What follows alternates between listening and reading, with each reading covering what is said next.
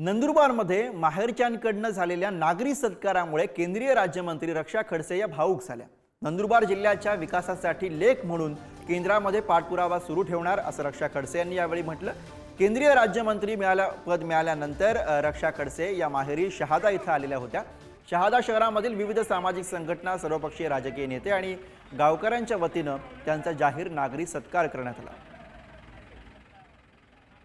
नंदुरबार जिल्हा हे माझं माहेर आहे, नक्कीच माझी जन्मभूमी आहे। तर याचं एक गोडवा हा वेगळाच आहे आणि आज खूप आनंद होतोय मला की आज एवढ्या मोठ्या पदावर पोहोचल्यानंतर आज सगळ्या समाजाच्या लोकांनी, सगळ्या राजकीय क्षेत्रातल्या लोकांनी आज इथं माझा योग्य मान सन्मान केला।